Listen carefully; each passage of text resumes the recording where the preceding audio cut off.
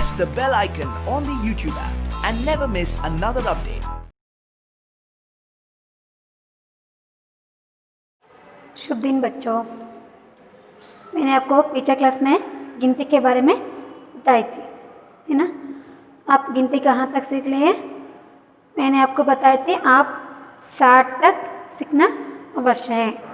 आप उसके बारे में पढ़े हो यानी सीख लिए होकर मैंने जानती हूँ। आगे हम देखेंगे संज्ञा और सर्वनाम। संज्ञा संज्ञा यानी ಕನ್ನಡದಲ್ಲಿ ನಾವು ನಾಮಪದ ಅಂತ ಹೇಳ್ತೇವೆ। ಕನ್ನಡದಲ್ಲಿ ನಾಮಪದ, सर्वनाम सर्वनाम ಅಂತ ಹೇಳ್ತೇವೆ। संज्ञा और सर्वनाम क्या है? संज्ञा संज्ञा हम किसे कहते हैं बच्चों? हम संज्ञा यानी संज्ञा का व्याख्यान कोई व्यक्ति, वस्तु, स्थान या भाव के नाम बताने वाले शब्दों को हम क्या कहते हैं? संज्ञा कहते हैं। और एक मैं आपको सुना रही हूँ। कोई व्यक्ति, वस्तु, स्थान या भाव के नाम बताने वाले शब्दों को हम क्या कहते हैं? संज्ञा कहते हैं। जैसे ही सर्वनाम संज्ञा के बदले उपयोग करने वाले शब्दों को ನಾಮಪದಗಳ ಬದಲಾಗಿ ಉಪಯೋಗಿಸ್ತಕ್ಕಂಥ ಶಬ್ದಗಳಿಗೆ ನಾವು सर्वनाम ಅಂತ ಹೇಳ್ತೇವೆ। संज्ञा के बदले उपयोग करने वाले शब्दों को सर्वनाम कहते हैं। पहले हम देखेंगे संज्ञा के बारे में, यानी संज्ञा।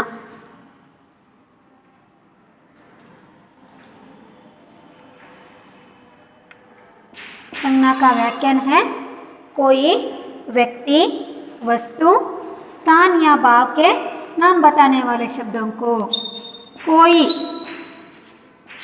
ಯಾವುದೇ ವ್ಯಕ್ತಿ, ವಸ್ತು, ಸ್ಥಾನ ಅಥವಾ ಭಾವನೆಗಳನ್ನು ವ್ಯಕ್ತಪಡಿಸ್ತಕ್ಕಂಥ ಒಂದು ಪದಕ್ಕೆ ನಾವು ಏನಂತ ಹೇಳ್ತೀವಿ?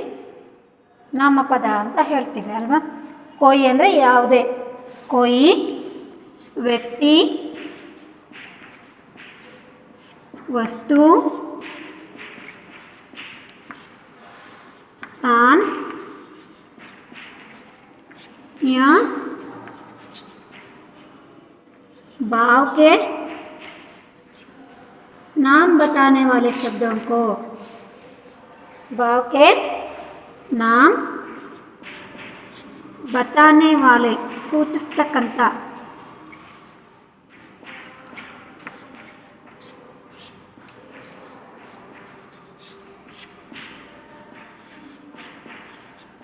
शब्द को संज्ञा कहते हैं।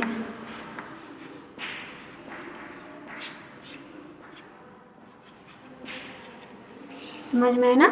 कोई व्यक्ति, वस्तु, स्थान या भाव के नाम बताने वाले शब्दों को संज्ञा कहते हैं। संज्ञा के 5 प्रकार होते हैं। कितने प्रकार? 5 प्रकार। संज्ञा के 5 ಪ್ರಕಾರ ಅಂದರೆ ನಾಮಪದಗಳಲ್ಲಿ ನಾವು 5 ಪ್ರಕಾರಗಳನ್ನು ನೋಡ್ಬೋದು। ಪ್ರಕಾರ ಅಂತಲೂ ಹೇಳ್ತೀವಿ, भेद ಅಂತಲೂ ಕೂಡ ಹೇಳ್ತೀವಿ। संज्ञा में 5 प्रकार है। यहाँ तुमको क्वेश्चन ऐसे भी पूछ सकते हैं, यानी प्रश्न इस तरह पूछ सकते हैं। संज्ञा किसे कहते हैं? संज्ञा के प्रकार कौन कौन से हैं लिखिए। नहीं तो संज्ञा के प्रकार कौन कौन से हैं लिखिए। संज्ञाಗಳ ಪ್ರಕಾರಗಳು ಯಾವ್ಯಾವು ಬರೀರಿ। सिर्फ संज्ञा किसे कहते, इतना भी हम प्रश्न पूछ सकते हैं। ಅಂದರೆ ನಾವು ನಿಮಗೆ ಸಂಜ್ಞಾ ಅಂದರೆ ನಾಮಪದ ಎಂದರೇನು ಅಷ್ಟಾದರೂ ಕೇಳ್ಬೋದು, ಇಲ್ಲ ಅಂದರೆ ನಾಮಪದ ಎಂದರೇನು ಅದರ ವಿಧಗಳು ಯಾವ್ಯಾವು ಬರೀರಿ ಅಂತಲೂ ಕೂಡ ನಾವು ಕ್ವೆಶ್ಚನ್ನ ಕೇಳ್ಬೋದು। ओके, अब हम क्या करेंगे?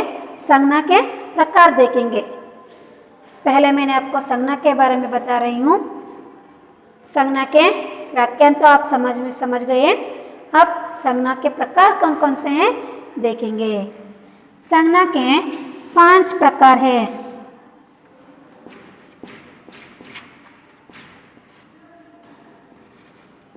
संज्ञा के 5 प्रकार। संज्ञा में 5 प्रकार होते हैं, ಅಂದರೆ ಸಂಜ್ಞೆಗಳ ಪ್ರಕಾರಗಳು, ಸಂಜ್ಞಾಕ್ಕೆ 5 प्रकार हैं। वे है व्यक्तिवाचक संज्ञा। पहला जो है व्यक्तिवाचक संज्ञा, व्यक्तिवाचक संज्ञा। दूसरा जो है जातिवाचक संज्ञा,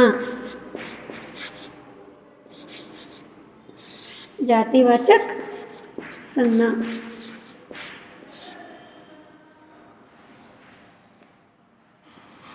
भाववाचक संज्ञा, तीसरा जो है भाववाचक संज्ञा।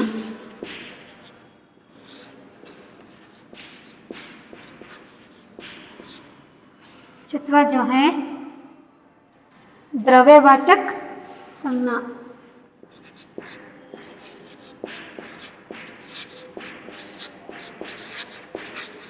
द्रव्यवाचक संज्ञा। पांचवा जो है समूहवाचक संज्ञा,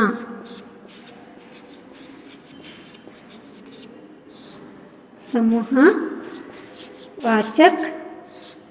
संज्ञा। ನೀವು ಏನು ಮಾಡಬೇಕಪ್ಪ ಅಂದರೆ ಇಷ್ಟನ್ನು ನೆನ್ಪಿಟ್ಕೊಂಡ್ಬಿಟ್ರೆ ಸಾಕು। ವ್ಯಕ್ತಿವಾಚಕ, ಜಾತಿವಾಚಕ, ಭಾವವಾಚಕ, ಸಮೂಹವಾಚಕ, ದ್ರವ್ಯವಾಚಕ। ಇನ್ನೂ ಈಸಿಯಾಗಿ ವ್ಯಕ್ತಿ, ಜಾತಿ, ಭಾವ, ದ್ರವ್ಯ, ಸಮೂಹ ಇಷ್ಟನ್ನೇ ನೆನ್ಪಿಟ್ಕೊಂಡ್ರಿ ಅಂದರೆ ಕಾಮನ್ ಆಗಿ ಇಲ್ಲಿ ವಾಚಕ ಅಂತದ್ದು ಇರುತ್ತೆ, ಸಂಜ್ಞಾ ಅಂತದ್ದು ಇರುತ್ತೆ। ಈಸಿಯಾಗಿ ನೆನ್ಪಿಟ್ಕೊಳ್ತಾದ್ರೆ ವ್ಯಕ್ತಿ, ಜಾತಿ, ಭಾವ, ದ್ರವ್ಯ, ಸಮೂಹ ಇಷ್ಟು ನೆನ್ಪಿಟ್ಕೊಂಡ್ರೆ ಸಂಜ್ಞೆಗಳ ಪ್ರಕಾರಗಳನ್ನು ನಾವು ಈಸಿಯಾಗಿ ನೆನಪಲ್ಲಿ इटकोबोधु। यानी संज्ञा के प्रकार को आप आसानी से सीखते हो। पहला जो है व्यक्तिवाचक संज्ञा, दूसरा जातिवाचक संज्ञा, तीसरा भाववाचक संज्ञा, चौथा जो है द्रव्यवाचक संज्ञा, पांचवा समूहवाचक संज्ञा। इस प्रकार हम क्या करते हैं, संज्ञा के 5 प्रकार देखते हैं। अब हम क्या करेंगे, एक एक के बारे में जानकारी प्राप्त करेंगे। व्यक्तिवाचक, जिस शब्द से व्यक्ति या वस्तु की जाति का बोध होता है उसे हम क्या कहते हैं, व्यक्तिवाचक संज्ञा कहते हैं। जिससे, उदाहरण के लिए गोपाल, बैंगलोर, मैसूर, इस प्रकार क्या करते हैं हम व्यक्तिवाचक संज्ञा के लिए उदाहरण दे सकते हैं। जिससे व्यक्ति या वस्तु के जाति का बोध होता है, यानी नाम बताता है, उसे हम क्या करते हैं, क्या कहते हैं, व्यक्तिवाचक संज्ञा कहते हैं। स्थान का बोध होता है। व्यक्तिवाचक संज्ञा में हम देखते हैं व्यक्ति, वस्तु या स्थान के बोध होता है। वस्तु के लिए उदाहरण कलम है ना, स्थान के लिए उदाहरण देखते हैं बैंगलोर, नहीं तो मैसूर। आपको जो मनपसंद है वहाँ आप क्या करते हो, उदाहरण लिख सकते हो। और यहाँ तो स्थान के लिए हुआ, और रामू। व्यक्तिवाचक संज्ञा में हम देखते हैं व्यक्ति, वस्तु या स्थान का बोध होता है, उसे हम क्या कहते हैं, व्यक्तिवाचक संज्ञा कहते हैं। वहाँ राम है, मेरा गांव बैंगलोर है, नहीं तो मेरा गांव दावणगेरे है। इस प्रकार हम क्या करते हैं, वहाँ देखते हैं, नहीं तो सिर्फ एक शब्द में उदाहरण दे सकते हो। जैसे ही जातिवाचक संज्ञा, जातिवाचक संज्ञा जिससे संज्ञा के एक जाति का बोध होता है, संज्ञा के एक जाति का बोध होता है। उदाहरण तो हम देखते हैं यहाँ पर आदमी, पक्षी, पर्वत है ना, इस प्रकार हम उदाहरण दे सकते हैं। पदार्थों या प्राणियों का समान अर्थ देता है, कहाँ, जातिवाचक संज्ञा में। भाववाचक संज्ञा जिस शब्द से किसी गुण, दोष या हमारा जो वर्तन होता है, जिसका बोध होता है, उसे हम क्या करते हैं, भाववाचक संज्ञा कहते हैं। जैसे ही क्रोध होना, हंसना, रोना, ये सारे क्या होता है, भावनाएं हैं। हम किसी को भी देखते हैं तो हंसते हैं, है ना। उनको बहुत दिनों के बाद देखते हैं तो उनको देखकर हंसते हैं। जो हमारे आप्त मित्र है तो उनको क्या करते हैं, ಅವ್ರನ್ನ ಬಿಗಿಯಾಗಿ ಹಿಡ್ಕೊಂಡು ಏನು ಮಾಡ್ತೀವಿ, ನಾವು ಅಳ್ತೀವಿ, ಅಂದರೆ ದುಃಖನ ವ್ಯಕ್ತಪಡಿಸ್ತೀವಿ. ತುಂಬ ದಿನಗಳ ನಂತರ ಸಿಕ್ಕಿದೆಯಾ ಅಂತ ಏನು ಮಾಡ್ತೀವಿ, ನಮ್ಮ ದುಃಖನ, ಅಂದರೆ ಖುಷಿಯಿಂದನೂ ಕೆಲವೊಬ್ರು ಏನು ಮಾಡ್ತಾರೆ, ಅದನ್ನ ನೋಡ್ತಾರೆ. ಇನ್ನು ಕೆಲವೊಬ್ರು ಏನು ಮಾಡ್ತಾರೆ, ತುಂಬ ದುಃಖನೂ ಕೂಡ ಪಡ್ತಿರ್ತಾರೆ. ಹಾಗಾಗಿ ನಾವೇನು ಮಾಡ್ತೀವಿ, ಭಾವನೆಗಳನ್ನು ಸೂಚಿಸ್ತಕ್ಕಂಥ ಒಂದು ಶಬ್ದ यानी जिससे भावनाओं का यानी गुण, दोष, क्रोध, जिस तरह भावनाओं का बोध होता है वहाँ भाववाचक संज्ञा कहलाता है। जैसे ही द्रव्यवाचक संज्ञा का जो है द्रव्यवाचक, जिस शब्द से द्रव्य होने का बोध हो। यहाँ हम उदाहरण दे सकते हैं जल, तेल अल्वा, ಅದು ಒಂದು ನೀರಿನ ರೂಪದಲ್ಲಿ ಇರ್ತಕ್ಕಂಥ ಒಂದು ವಸ್ತು. ಅದಕ್ಕೆ ನಾವೇನಂತ ಹೇಳ್ತೀವಿ, ದ್ರವ ಅಂತ ಹೇಳ್ತೀವಿ. ಅದು ಇಟ್ವಿ ಅಂತಂದರೆ ಏನಾಗುತ್ತೆ, ಹರಿದೋಗುತ್ತೆ. ಆ ಥರ ವಸ್ತುಗಳನ್ನ ನಾವು ಯಾವ್ದು ನೋಡ್ಬೋದು, ನೀರು ನೋಡ್ತೀವಿ, ಮತ್ತು ಎಣ್ಣೆನ ನೋಡ್ತೀವಿ, ಮತ್ತು ನಮ್ಮ ಬಾಡಿಯಲ್ಲಿರ್ತಕ್ಕಂಥ ಬ್ಲಡ್, ಅದನ್ನು ಕೂಡ ನಮಗೆಲ್ಲ ಒಂದು ಡ್ಯಾಮೇಜ್ ಆಗಿಬಿಟ್ರೆ ಏನಾಗುತ್ತೆ, ಬ್ಲಡ್ ತಟ ಹರಿದೋಗ್ತಿರುತ್ತೆ ಅಲ್ವಾ. ಅದನ್ನು ಕೂಡ ದ್ರವ ರೂಪದಲ್ಲಿ ಇರ್ತಕ್ಕಂಥದ್ದು ನಾವು ನೋಡ್ತೀವಿ. जैसे ही समूहवाचक, जिन शब्द से प्राणियों या नहीं तो वस्तुओं का समूहों का बोध होता है, समूहों का बोध आता है. ಉದಾಹರಣೆಗೆ ನಾವು ನೋಡೋದಾದರೆ ಕೀ ಬಂಚ್, ಕೀಗಳ ಒಂದು ಇಷ್ಟೊಂದೆಲ್ಲ, ಅಂದರೆ ಇಲ್ಲಿ ನಾವು ನೋಡ್ಬೋದು ಕೆಲವೊಂದು ರೂಮ್ಗಳಿಗೆ ಕೀ ಹಾಕಿರ್ತಾರೆ, ಅಥವಾ ನಿಮ್ಮ ಮನೆಯಲ್ಲೇ ಬೀಗದ ಗೊಂಚಲನ್ನು ನೋಡ್ತೀರಿ ಅಲ್ವಾ. ಹಾಗೆ ಹಣ್ಣಿನ ಗೊಂಚಲು, ಯಾವ ಹಣ್ಣಿನ ಗೊಂಚಲು ನೋಡ್ತೀರಿ ನೀವು, ದ್ರಾಕ್ಷಿ ಹಣ್ಣಿನ ಗೊಂಚಲನ್ನು ನೀವು ನೋಡ್ತೀರಿ. ಜೈಸೆ ಹಿ ಅಕ್ಷರೋಂಕಿ ಸಮೂಹ ಅಲ್ವಾ. ಆ ಥರ ಏನು ಮಾಡ್ತೀವಿ ನಾವು, ಸಮೂಹವಾಚಕ ಸಂಜ್ಞೆಗೆ ಉದಾಹರಣೆನ ಕೊಡ್ಬೋದು. आगे हम देखेंगे सर्वनाम. इतने तो आपको समझ में आए ना. यहाँ पर आप क्या सीखते हो, हम संज्ञा किसे कहते हैं और संज्ञा के भेद. कोई व्यक्ति, वस्तु, स्थान या भाव के नाम बताने वाले शब्दों को संज्ञा कहते हैं. संज्ञा के 5 प्रकार हैं: जातिवाचक संज्ञा, व्यक्तिवाचक संज्ञा, भाववाचक संज्ञा, द्रव्यवाचक संज्ञा और समूहवाचक संज्ञा. इसे आप किसी तरह भी लिख सकते हो. ಅದನ್ನು ಆರ್ಡರ್ ವೈಸಲ್ಲೇ ಬರಿಬೇಕಂತೇನಿಲ್ಲ.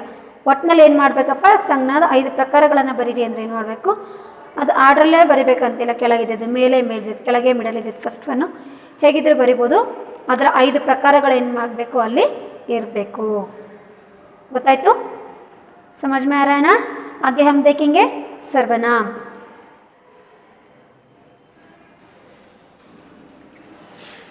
सर्वनाम संज्ञा के बदले उपयोग करने वाले शब्दों को, बार बार हम संज्ञा शब्दों को उपयोग नहीं कर पाते, उस समय वहाँ यानी संज्ञा के स्थान पर जो शब्द हम उपयोग करते हैं उसे हम क्या कहते हैं, सर्वनाम कहते हैं. संज्ञा के बदले उपयोग करने वाले शब्दों को, ಸಂಜ್ಞೆಗಳ ಬದಲಾಗಿ ಉಪಯೋಗಿಸ್ತಕ್ಕಂಥ ಒಂದು ಶಬ್ದಗಳಿಗೆ ನಾವು ಸರ್ವನಾಮ ಅಂತ ಹೇಳ್ತೀವಿ.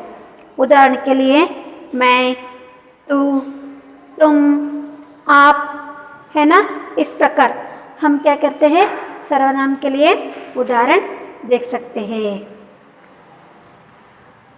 अब हम सर्वनाम जानेंगे. सर्वनाम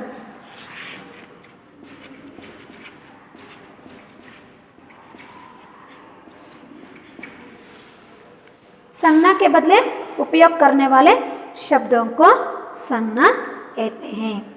सर्वनाम का व्याख्यान.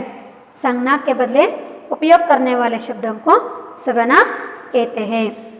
सर्वनाम का व्याख्यान होता है, संज्ञा के बदले उपयोग करने वाले शब्दों को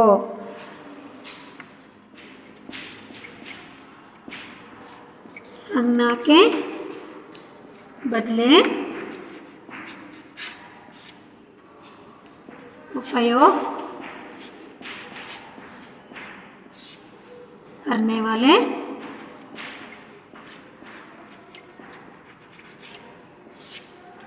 शब्दों को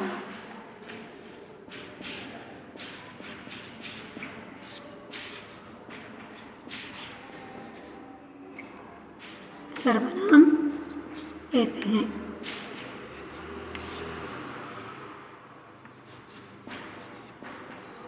ಜೈಸೆ ಜೈಸೆ ಅಂದರೆ ಉದಾಹರಣೆಗೆ ಯಾವ್ಯಾವುದನ್ನು ನಾವು ನೋಡ್ಬೋದು ಅಂತ कहते हैं।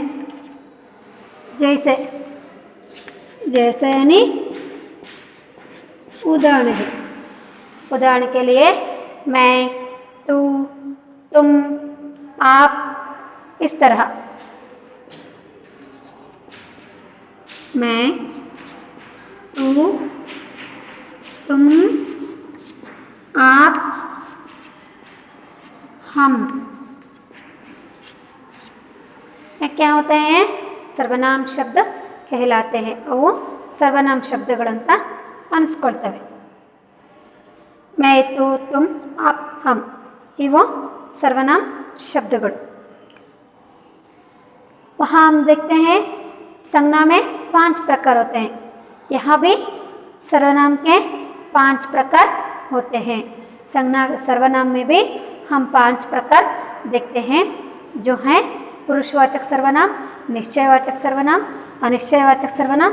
देखेंगे जो कौन कौन से हैं सर्वनाम के प्रकार।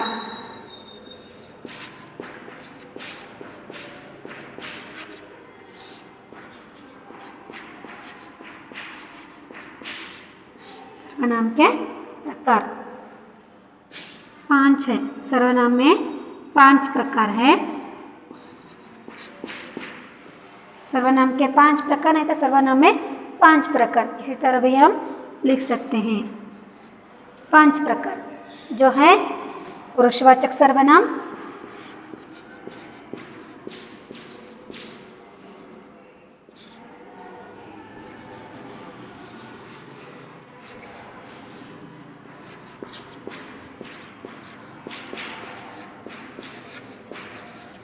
पुरुषवाचक सर्वनाम,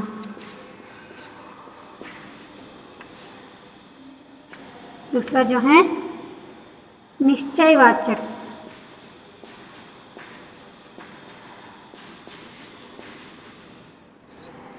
निश्चयवाचक सर्वनाम, तीसरा जो है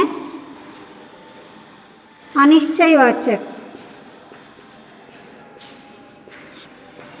अनिश्चयवाचक सर्वनाम,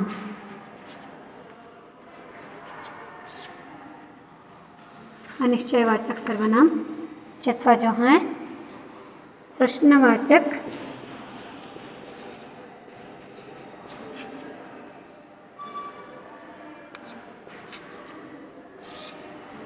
सर्वनाम, संबंधवाचक सर्वनाम।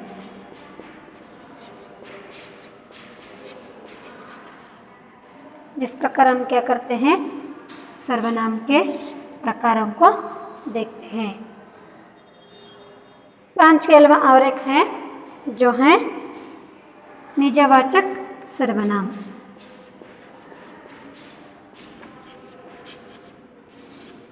ಇದನ್ನು ಕೂಡ ನಾವು ಸರ್ವನಾಮ ಪ್ರಕಾರದಲ್ಲಿ ನಾವು ನೋಡ್ಬೋದು। ಟೋಟಲ್ ಆಗಿ 6 ಪ್ರಕಾರಗಳನ್ನು ನಾವು ಇಲ್ಲಿ ನೋಡ್ತೇವೆ।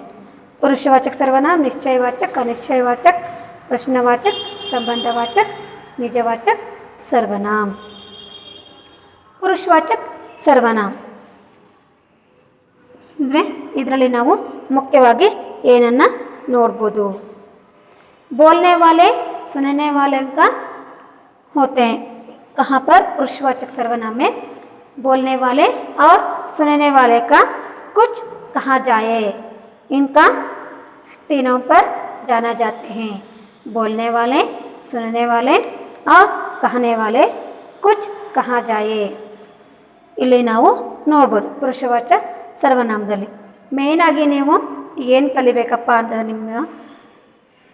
ನಾವು ಇಲ್ಲಿ मैं तू तुम आप हम इन शब्दों को लेकर हम वाक्य कैसे बनाते हैं, यहाँ आपको जानना बहुत ही अवश्य है.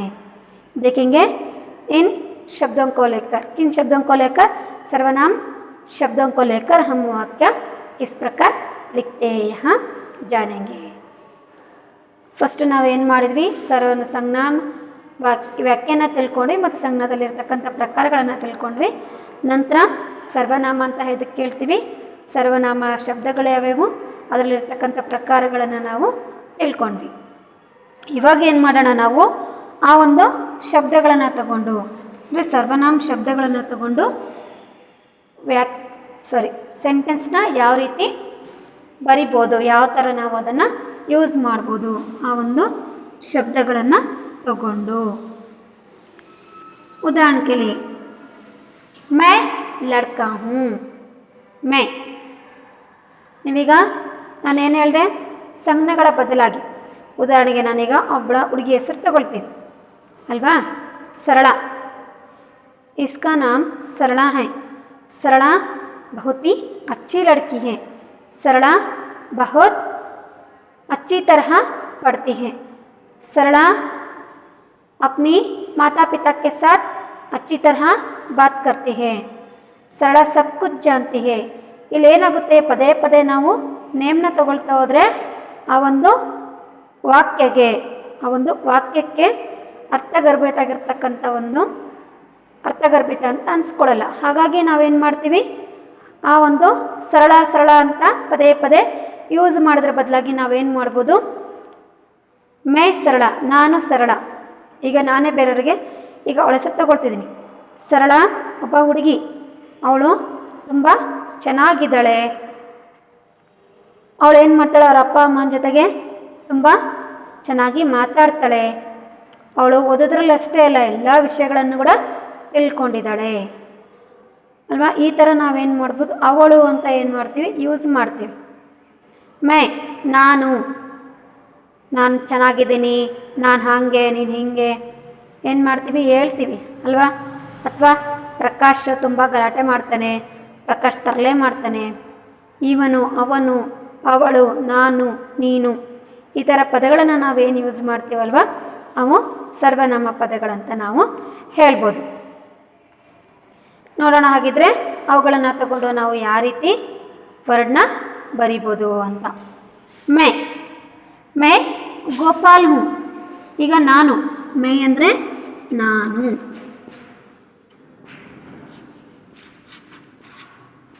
ತೂ ನೀನು. ತುಮ್ ನೀವು.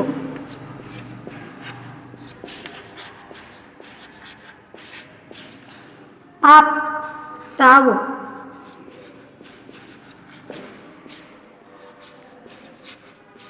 ಹಮ್ ನಾವು. ಈ ಥರ ನಾವೇನು ಮಾಡ್ತೀವಿ, ಕೆಲವೊಂದು ಶಬ್ದಗಳನ್ನು ಬಳಸ್ತೀವಿ. ಐ, ಯು, ಇದಕ್ಕೂ ಕೂಡ ನಾವು ಯು ಅಂತಲೇ ಯೂಸ್ ಮಾಡ್ತೀವಿ. ಇಲ್ಲಿನೂ ಕೂಡ ಯು ಅಂತಲೇ ಯೂಸ್ ಮಾಡ್ತೀವಿ. ಇಲ್ಲಿ ವಿ ಅಂತ ಯೂಸ್ ಮಾಡ್ತೀವಿ. ವಿ ಆರ್ ಅಂತ ಯೂಸ್ ಮಾಡ್ತೀವಿ ಅಲ್ವಾ. ಹಾಗೆ मैं लड़की हूँ, मैं खेलती हूँ, मैं गाना सुनती हूँ, मैं खाना खा रही हूँ. ಈಗ तू लड़का है, तू लिख रहा है, तू एक छात्र है. इस प्रकार हम क्या करते हैं, उन शब्दों को लेकर क्या करते हैं, हम वहाँ वाक्य को लिखने को सीखते हैं. और तुम क्या करना है, मेरी पाठ को ध्यान से सुनना है. तुम अध्यापक जो बोलते हैं उसे उस कार्य को जरूर करना अवश्य है. प्रधान अध्यापक जी जो बोलते हैं उसे आप पालन करना चाहिए, तुम ಪಾಲನ್ करना चाहिए, आप सुनना चाहिए. ಏನು ಮಾಡ್ತೀವಿ ನಾವು ಮಾತಾಡ್ತಾ ಮಾತಾಡ್ತಾ ಆ ಒಂದು ಶಬ್ದಗಳನ್ನು ಬಳಸ್ತೀವಿ ಅಲ್ವಾ. ಹಾಗೆ जैसे ही तू मोहन है, तू सरला है, तू लड़की है, तू लड़का है. ನೀನು ನೀನು ಹುಡುಗ, ನೀನು ಸರಳ, ನೀನು ಮೋಹನ್, ನಾನು ಅನಿತಾ. ಈ ಥರ ಏನು ಮಾಡ್ತೀವಿ ನಾವು ಆ ಒಂದು ಶಬ್ದಗಳನ್ನು ಬಳಸ್ತೀವಿ. ಅರ್ಥ ಆಯ್ತಲ್ವಾ. ನಾವು ಯಾವುದಕ್ಕೆ ನಾವು ಸರ್ವನಾಮ ಶಬ್ದಗಳಂತ ಹೇಳ್ತೀವಿ, ಆ ಶಬ್ದಗಳನ್ನು ನಾವು ಯಾವ ರೀತಿ ಉಪಯೋಗಿಸ್ಬೋದು ಅಂತ. ಹಾಗೆಯೇ ಹಮ್ ಹಮ್ ಲಡ್ಕೆ ಹೇ, ಹಮ್ ನಾವು, ನಾವು ಹುಡುಗರು, ಹಮ್ ಲಡ್ಕೆ ಹೇ. हम खेल रहे हैं, हम पाठशाला जाते हैं. ನಾವು ಸ್ಕೂಲ್ಗೆ ಹೋಗ್ತೀವಿ, ಪಾಠಶಾಲೆನಿ ಸ್ಕೂಲ್, ಶಾಲೆಗೆ ಹೋಗ್ತೀವಿ. हम गांव जाते हैं, ನಾವು ಊರಿಗೆ ಹೋಗ್ತೀವಿ, ಊರಿಗೆ ಹೋಗ್ತೀವಿ ಅಥವಾ ಹೋಗ್ತೇವೆ ಅಲ್ವಾ, ಆ ಥರ. मैं सोती हूँ, ನಾನು ಮಲಗ್ತೀನಿ. तो लिख, तू पढ़, ನೀನು ಓದು. तू लिख, ನೀನು ಬರಿ. तू सुन, ನೀನು ಕೇಳು ಅಲ್ವಾ. ಈ ಥರ ಏನು ಮಾಡ್ತೀವಿ ನಾವು ವರ್ಡ್ಸ್ಗಳನ್ನು ಬಳಸಿಬಿಟ್ಟು ಸೆಂಟೆನ್ಸ್ನ ಮಾಡ್ತೀವಿ. जिसकी आगे आगे हम देखेंगे. क्या मैं गोपाल हूँ, मैं छात्र हूँ. मैं लेकर मैंने आपको यहाँ पर वाक्य लिख रहे हूँ, यानी मैं से.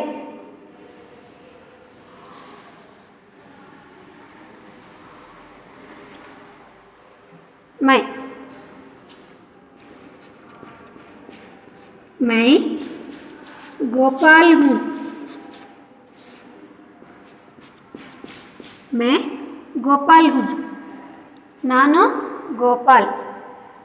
मैं छात्र हूँ, I am Gopal, I am a student. मैं छात्र हूँ,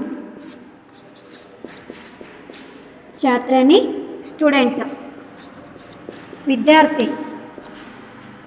छात्र स्टूडेंट ಅಲ್ವಾ. ವಿದ್ಯಾರ್ಥಿ ಅಂತ ನಾವು ಹೇಳ್ತೀವಿ, ಛಾತ್ರ ಅಂತ ಹೇಳ್ತೀವಿ. मैं गोपाल हूँ, मैं छात्र हूँ. I am Gopal, I am a student. जैसे ही मैं स्कूल जाता हूँ, मैं स्कूल जाता हूँ. मैं स्कूल जाता हूँ. मैं गोपाल हूँ, मैं छात्र हूँ, मैं स्कूल जाता हूँ. मैं ಐ ಅಂದರೆ ನಾನು, ನಾನು ಅನ್ನೋದಕ್ಕೆ ಇಲ್ಲಿ 3 ವಾಕ್ಯಗಳನ್ನು ನಾನು ಬರೆದಿದ್ದೀನಿ. मैं गोपाल हूँ, ನಾನು ಗೋಪಾಲ್. मैं छात्र हूँ, ನಾನು ವಿದ್ಯಾರ್ಥಿ. मैं स्कूल जाता हूँ, ನಾನು ಶಾಲೆಗೆ ಹೋಗ್ತೀನಿ. ಅರ್ಥ ಆಗ್ತಿದೆ ಅಲ್ವಾ ನಿಮಗೆ ನಾವು ಯಾವ ರೀತಿ ಈ ಸರ್ವನಾಮ ಶಬ್ದಗಳನ್ನು ಡೈಲಿ ನಮ್ಮ ಲೈಫಲ್ಲಿ ಯೂಸ್ ಮಾಡ್ತೀವಿ ಅಂತ. ಇಲ್ಲಿ ಗೋಪಾಲ್ ಅಂತಕ್ಕಂಥದ್ದು ಸಂಜ್ಞೆ ಆಗುತ್ತೆ, ಸ್ಕೂಲ್ ಅಂತಕ್ಕಂಥದ್ದು ಸ್ಥಾನ ಆಗುತ್ತೆ ಅಲ್ವಾ. ಈ ಸಂಜ್ಞೆಗಳ ಜೊತೆಗೆ ನಾವೇನು ಮಾಡ್ತಿದ್ದೀವಿ, ಸರ್ವನಾಮನ ಬಳಸ್ಕೊಳ್ತಿದ್ದೀವಿ. ಗೋಪಾಲ್ ಅಂತಕ್ಕಂಥದ್ದು ಸಂಜ್ಞೆ, ಒಬ್ಬ ಹುಡುಗನ ಹೆಸರು. मैं गोपाल हूँ. समझ में आ रहा है ना बच्चों. जैसे ही आगे और देखेंगे, और एक बच्चा बोल रहे हैं यानी लड़की. यहाँ तो लड़का का नाम लिए हैं हम. अब हम लड़की को देखकर यानी लड़की का नाम लेकर क्या करेंगे, उदाहरण देखेंगे. मैं सरला हूँ, मैं सरला हूँ. मैं सरला हूँ. मैं छात्र हूँ, मैं छात्र हूँ. जैसे ही मैं लिखती हूँ, मैं लिखती हूँ। यहाँ देखो गोपाल क्या कर रहा है, स्कूल जाता हूँ कहकर बोल रहा है। वहाँ सरला ने मैं लिखती हूँ नानु बरीತೀನಿ। मैं सरला नान सरला, मैं छात्र हूँ नानु ಕೂಡ स्टूडेंट, मैं लिखती हूँ। ಗೊತ್ತಾಯ್ತು? ಮೇನ ತಗೊಂಡು ನಾವು ಯಾವ ರೀತಿ ವರ್ಡ್ನ ಬರೆದ್ವಿ ಅಂತ, ಅಂದರೆ ವಾಕ್ಯನ ಮೈ ಅಂತಕ್ಕಂಥ ವರ್ಡ್ನ ತಗೊಂಡು ವಾಕ್ಯ ಯಾವ ರೀತಿ ಬರಿತೀವಿ ಅಂತ, ನಾನು ಅಂತಕ್ಕಂಥ ಒಂದು ಶಬ್ದನ ತಗೊಂಡು ವಾಕ್ಯಗಳನ್ನು ಯಾವ ರೀತಿ ರಚನೆ ಮಾಡಿದ್ವಿ ಅಂತ ನೀವು ತಿಳ್ಕೊಂಡ್ರಿ। अच्छा, आगे हम तू तुम आप हम इसके बारे में क्या करेंगे आगे क्लास में मैंने आपको बताती हूँ। जैसे ही मैं लड़का हूँ, इन 4 विचारों के बारे में मैं आगे क्लास में बताती हूँ। जैसे ही मैं लड़का हूँ, मैं खेलता हूँ, मैं गाना भी गाता हूँ। मैं लड़का हूँ ನಾನು ಹುಡುಗ, ನಾನು ಆಟ ಆಡ್ತೀನಿ, ಜೊತೆಗೆ ಹಾಡನ್ನು ಕೂಡ ಹೇಳ್ತೀನಿ। ಗಾನ ಗಾತಾ ಹೂँ ಅಲ್ವಾ, ನಾನು ಹಾಡನ್ನು ಕೂಡ ಹೇಳ್ತೀನಿ। मैं सुनीता हूँ, मैं अध्यापक हूँ, मैं आपको पाठ पढ़ाती हूँ। ನಾನು ನನ್ನ ಹೆಸರು ಸುನೀತಾ, ನಾನೊಬ್ಬ ಶಿಕ್ಷಕಿ, ನಾನೇನು ಮಾಡ್ತೀನಿ ನಿಮಗೆ ಪಾಠನ ಹೇಳ್ತೀನಿ ಅಂತ ಆ ರೀತಿಯೂ ಕೂಡ ನಾವು ಯೂಸ್ ಮಾಡ್ಕೋಬೋದು। अर्थ आಯ್ತಲ್ಲ ಮಕ್ಕಳೇ?